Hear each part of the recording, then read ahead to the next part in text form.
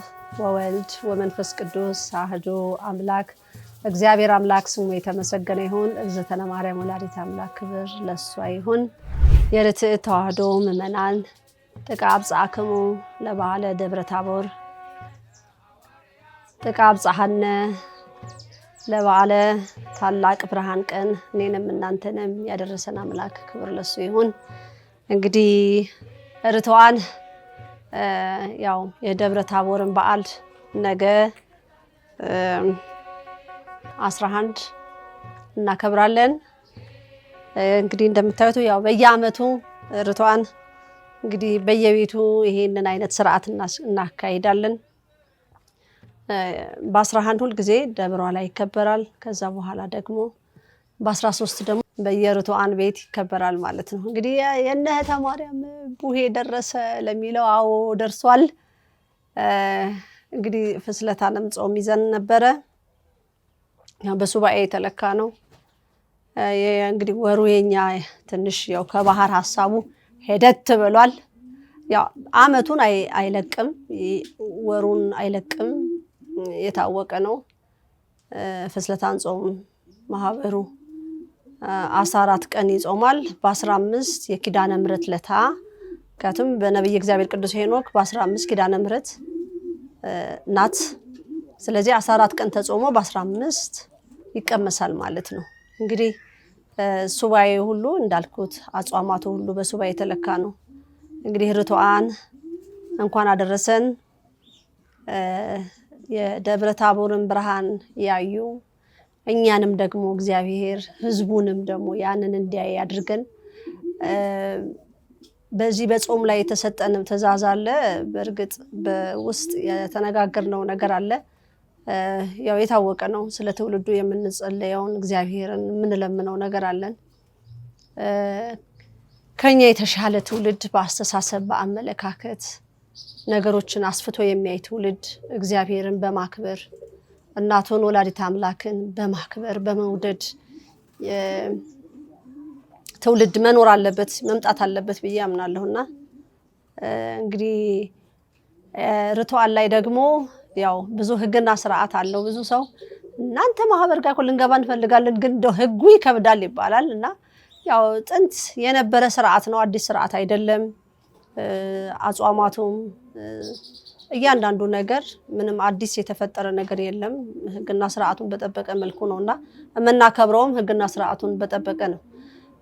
የቡሄ በዓል ሲከበር ቤተክርስቲያን በምታበራበት ሰዓት ሌላ ቦታ አይበራም። ስርዓቱ መጀመሪያ ቤተክርስቲያን ነች የምታበራው ከሚስጥሩ ጋር አብሮ ማለት ነውና ከዛ ደግሞ በ13 ደግሞ ምእመኑ በየቤቱ ያከብራል ማለት ነው። እንግዲህ 11 በነብይ እግዚአብሔር ቅዱስ ሄኖክ መድኃኔዓለም ነው። ዛሬ 10 መስቀለ መድህን። እንግዲህ ቀናቶቹ ሁሉ ይለያሉ ከባህር ሐሳብ ማለት ነውና እንኳን ለዚህ ቀን እኔና እናንተን በሰላም አደረሰን እንላለን። እንግዲህ የግብርና ቦታ ላይም እንደዚሁ እናከብራለን። እዚህም ደግሞ ማህበሩ አንድ ላይ ሆነን ይሄንን ታላቅ ቀን በማሰብ እግዚአብሔርን በማመስገን የጀመርነውን ጾም እዚህ ላደረሰን አምላክ እያመሰገንን እንግዲህ ጾሙንም ደግሞ አልፈጸምነውም ገና። ስለዚህ ወደ ፍጻሜው ላይ ደግሞ ያው ማህበሩ በዝማሬ በምስጋና በውዳሴ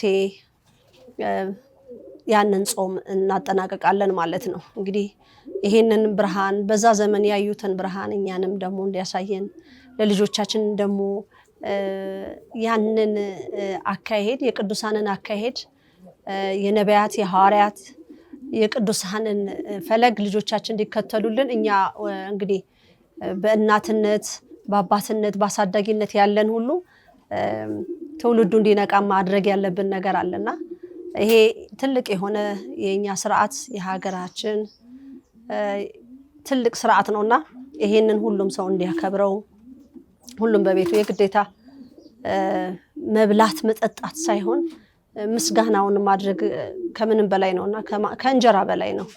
እግዚአብሔር የሰው ልጅ በእግዚአብሔር ቃል እንጂ በዳቦ በእንጀራ አይደለም የሚኖረው ብሏልና ያንንም በማሰብ ስለ ሀገር የተጸለየው ጸሎት ሰንደቅ ዓላማ የተጸለየ ጸሎት አለ። በዚህ ዓመት በዚህ ፍስለታ ላይ ጠየቅነው ጥያቄ አለ።